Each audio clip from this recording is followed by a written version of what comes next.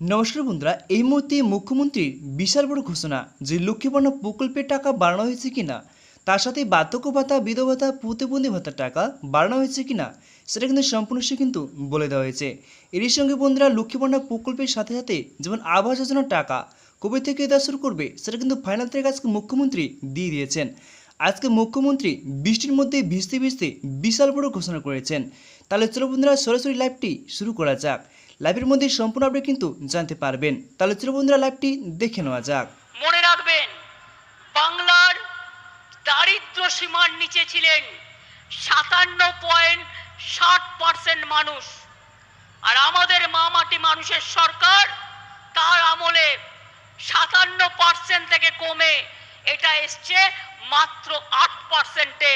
ওটাও আমরা জিরো করে দেবো। মনে রাখবেন, 40%-এর ওপর দারিদ্রতা আমরা কমিয়ে দিয়েছি। এর ফলে 1,72,00,000 মানুষ দারিদ্র সীমার কবল থেকে বেরিয়ে এসেছে। মনে রাখবেন, লক্ষ্মীর ভান্ডার, কন্যাশ্রী, রূপশ্রীর জন্য আমরা 60,000 কোটি টাকা খরচ করেছি। আরো লক্ষ্মীর ভান্ডারের অনেক প্রাপক, বিধবা ভাতা, বাংলার বাড়ি আমরা ডিসেম্বর থেকে শুরু করব, এবং আমাদের কাছে যে লিস্ট আছে তা নিয়ে কাজ হবে। লক্ষ্মীর ভান্ডারেই শুধু 2,15,00,000 মহিলাকে আমরা 40,000 কোটি টাকা এর মধ্যে দিয়েছি। মনে রাখবেন, বিধবা ভাতা প্রায় একটু বর্ষা তো 21-এ হবে। এটা ঈশ্বরের আশীর্বাদ, আল্লাহর দোয়া, শহীদের চোখের জল, আপনাদের লড়াইয়ের প্রেরণা। এ জল দেখে ভয় পাবেন না। রৌদ্র থাকলে বর্ষা আসবেই, বর্ষা থাকলে গরম আসবেই, গরম থাকলে শীত আসবেই। এটা প্রকৃতি মায়ের আশীর্বাদ বলে ধরে নিন। মানবিক ভাতা, বার্ধক্য ভাতাও আমরা প্রায় 25 লক্ষ মানুষ, 29 লক্ষ লোককে পৌঁছে দিয়েছি।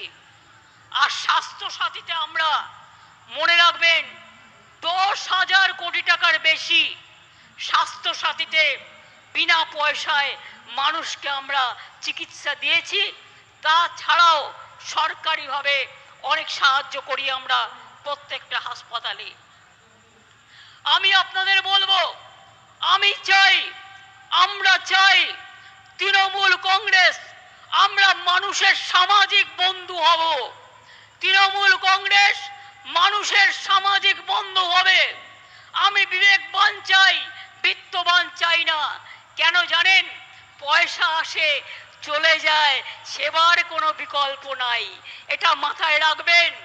মানুষের কাছে কাজ করে দেব, দরকার হলে নিজে গিয়ে তার দরখাস্তটা লিখে দেব। আমি অল মিউনিসিপ্যালিটি, পঞ্চায়েত, এমএলএ, এমপিদের সকলকে বলবো, এখন থেকে কোনো অভিযোগ যেন কারো বিরুদ্ধে দল না পায়। যদি কোনো অভিযোগ কারো বিরুদ্ধে পায়, আমরা কিন্তু উপযুক্ত অ্যাকশন নেব। এটা মাথায় রাখবেন। আমি চাই আপনারা গরিব থাকুন, মানে যা আছে ঘরে সেটা খেয়ে বেঁচে থাকুন। আমার লোভ করবার দরকার নই। আমরা লোভী হতে চাই না, আমরা মানুষের বন্ধু হতে চাই। যতদিন আপনারা এই কাজটা করে যেতে পারবেন, ততদিন মনে রাখবেন, আপনাদের কেউ সরাতে পারবে না, আপনাদের কেউ হাঁটাতে পারবে না।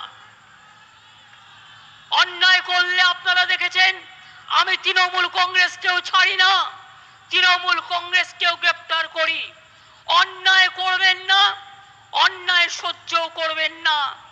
এবং পরিষ্কার বলছি, মা বোনেদের সম্মান দেবেন।